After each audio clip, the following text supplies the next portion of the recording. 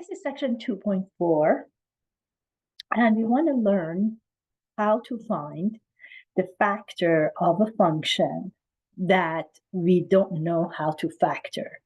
So I have 4 terms. If I try to do group factoring for this function, it's not going to work. So how do I factor? In order for me to factor this, just like, numbers, let's say I want to give you an example with numbers, and then after that, we come back to this problem. Suppose I have 117.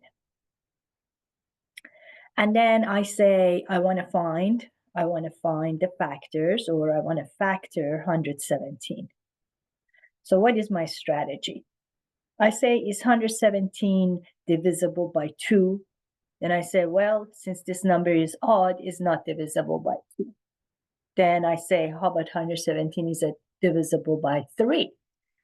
Then to test to see if a number is divisible by 3, you add up all the digits. 1 plus 1 plus 7. I add up the digits.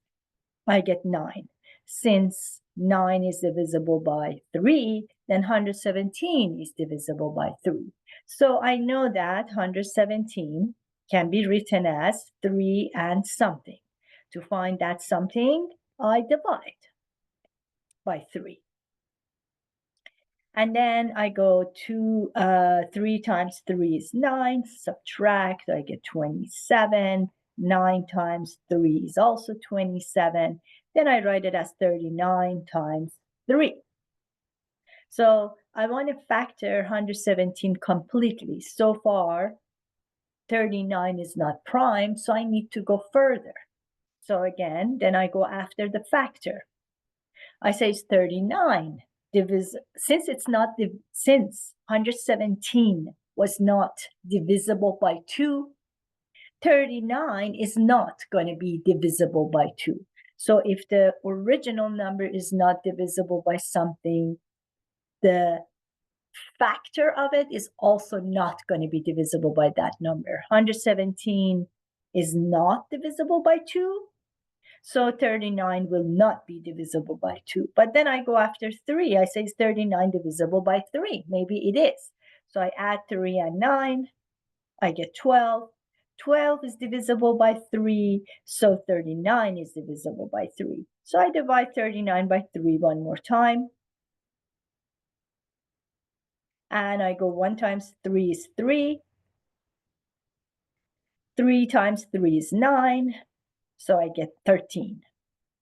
So now I can write 117 as 3 times 3 times 13.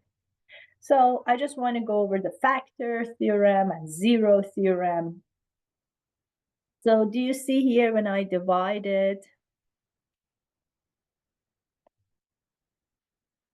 117 by 3, I got a remainder of 0. So if the remainder is 0, then 39 and 3 are factors of 117. Again, I did the same thing here. I divided 39 by 3, and I got a 0. Since I got a 0, 3 and 13 are also factors. So I was right. I was able to write 117 as 3 times 3 times 13. So if you get a 0, you have the factors. And if you don't get a 0, then 3 and 39 are not factors. So if remainder is not 0, then the numbers you divided with are not factors. So I want you to remember all these things. Why did I go over these things? Because with numbers, you can see what I have done. I want to do the same thing with polynomials. So when I want to factor a polynomial that I don't know how to use the factoring technique, I say, let me divide this by something. But what is that thing? What would I start dividing it with? So what we do is we take this positive 40, whether it's negative 40 or positive 40. Actually, I just should circle 40. So you take this 40, you write it here, and you write all the possible factors of 40. So remember, I want to factor f of x. So I need to know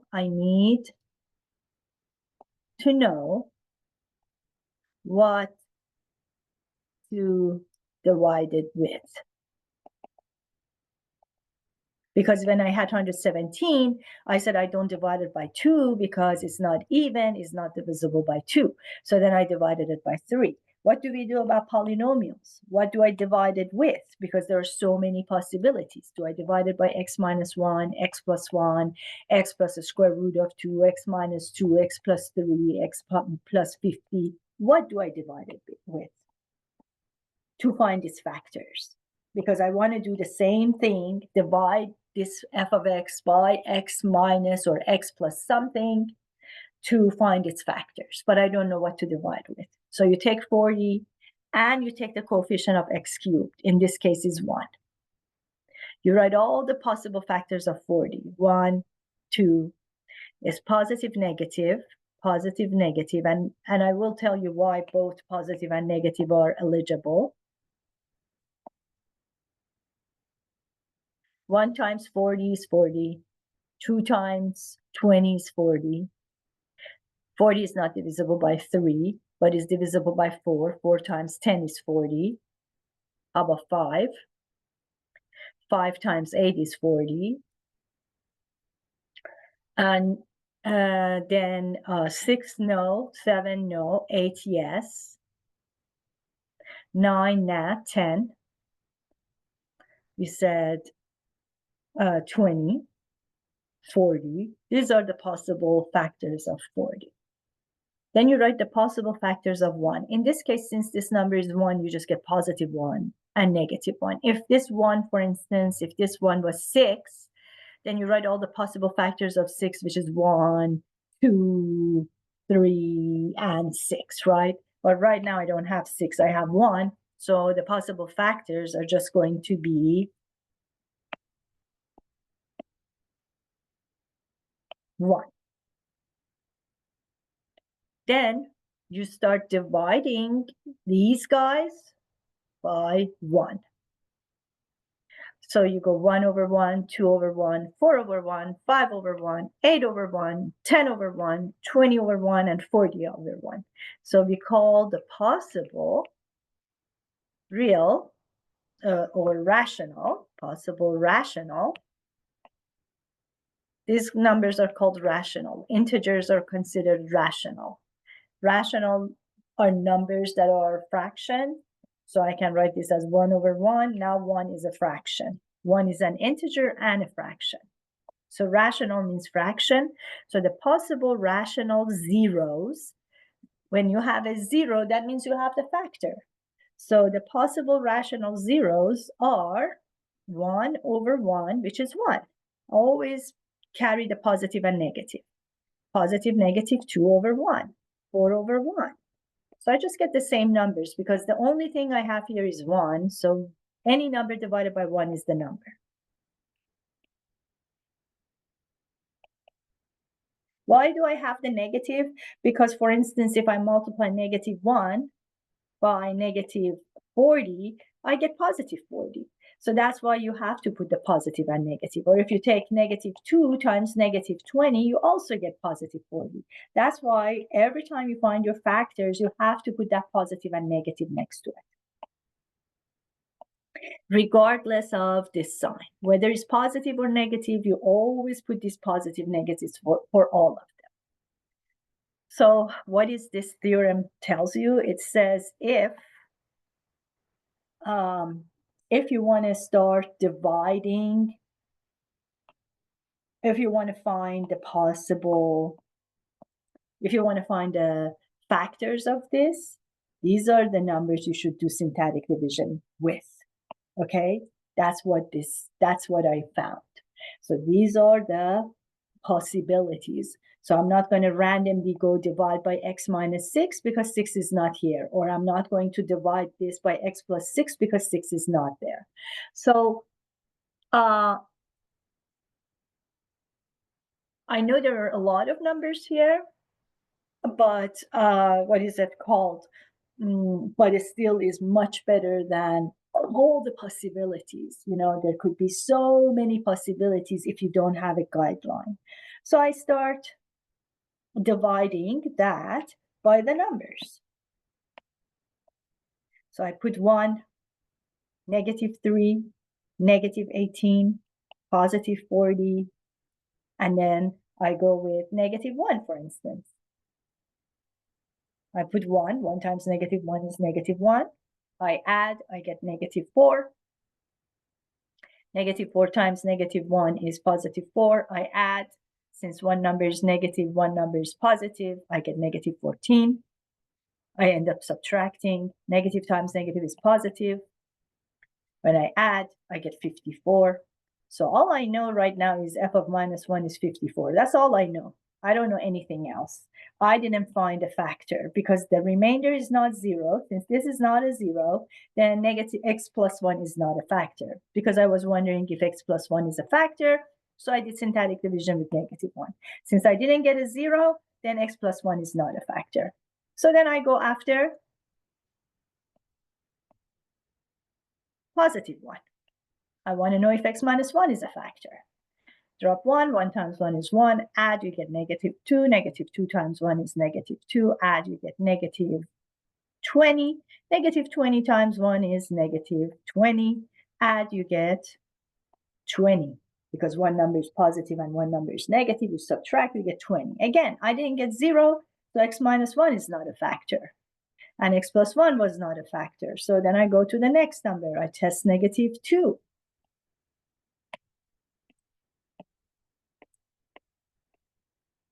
I like to keep track of things. I also got f of 1 is 20. You know, these are sometimes handy when you want to graph. Otherwise, it's, you know, it doesn't, you know, help with anything. Then I drop 1. 1 times -2 is -2. Add, you get -5. Negative times negative is positive. 5 times 2 is 10. Subtract, you get -5, -8. -8 times -2 is a -16, positive 16. Add, you get 56. So again, all I have is f of -2 is 56, nothing more. So then again, x plus 2 is not a factor.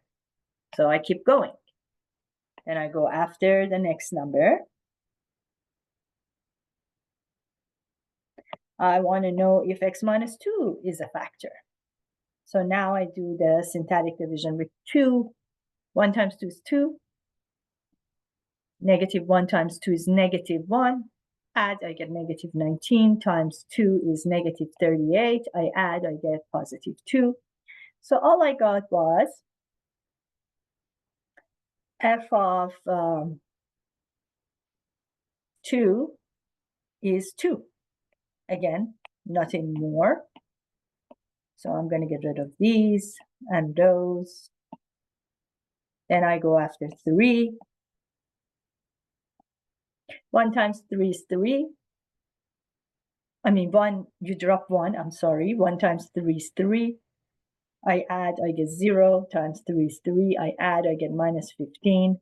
-15 times 3 is -45, -5. All I have is f of 3 is -5. So x plus or x minus 3 is not a factor. Let me get rid of them. Then I go after -3. 1 times -3 is -3. -6 times -3 is +18. 0 times -3 is 0. So I get a 40. So again, nothing. Let me go after 4. I want to know if x minus 4 is a factor. 1 times 4 is 4. -1 times 4 is -4. Negative 22 times 4 is negative 88. I'm not going to bother. So 4 doesn't work. Then we go after negative 4. 1 times negative 4 is negative 4. Negative times negative is positive 28. When I add these two, I get positive 10, because one number is negative, one number is positive. 10 times negative 4 is negative 40. Bingo. We got our factor. X plus 4 is a factor because I got a 0. I got f of negative 4 is 0. I can say that negative 4 is a 0 of f of x. I also can say that x plus 4 is a factor of f of x. And the other factor is right here, which is, this was x to the power 3. This becomes x to the power 2 minus 7x plus 10. And x to the power 2 minus 7x plus 10 is the other factor.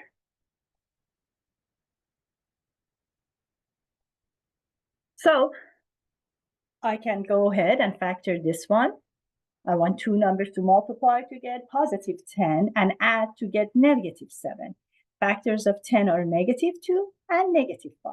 Because this number is negative, I take negative 2 times negative 5 gives me positive 10, and if I add, I get negative 7. So I get minus 2 minus 5. And then my other factor was x plus 4. So now I have the factors for my function.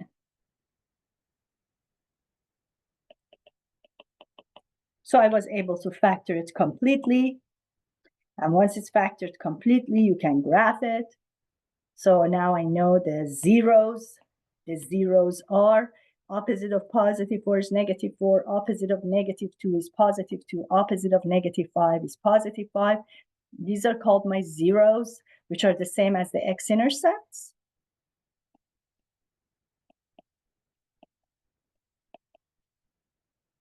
And this number 40 here, that's my y-intercept, since I have the general form. And then, since the degree is positive x odd, that tells me the end behavior. Start, end, down to the left, up to the right. And now I can graph it. Not that they ask you to graph it, but I just want to give you the purpose of factoring a polynomial. You factor a polynomial to find your x-intercept. And once you have your x-intercept and you look at the degree and y-intercept, you can graph your function. And once you graph your function, you can analyze it. If this is about, let's say, sales or profit of a company, then you can, you're able, by looking at the graph, and analyze the situation. So let's finish graphing it. I have an x-intercept at negative 4, positive 2, and 5. And since this parentheses exponent is 1, and this one has a 1, and this one has a 1, they're all odds.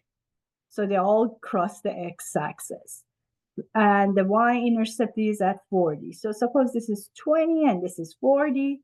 So the graph goes here, goes to 40, crosses 2, crosses 5. If I want to improve my graph, do you remember I told you let's keep that? Like it says, f of negative 1 should be 54.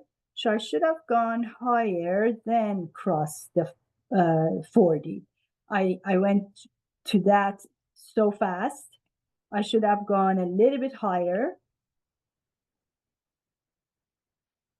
Like, let's say, let me make my x-axis a little bit higher. So this is 60 here. 54 would be maybe here. So 54 at -1, 2, 3. So the graph goes here, then comes back and crosses 40. And then I have f of 1 is 20. So if this is 1 and 20 is here, so that's another point here. So that's why, it's good to have these things handy. So then you have an idea how high you should go or how low you should go. For instance, I have f of 3 is -5. So this is f of 3, -5 would be here with the scales I have. So again, I could adjust this and then go to -3. At 3 is -5 and then go here. Something like that.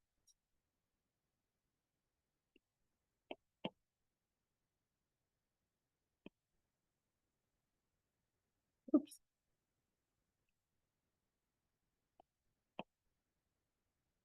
So this is my graph.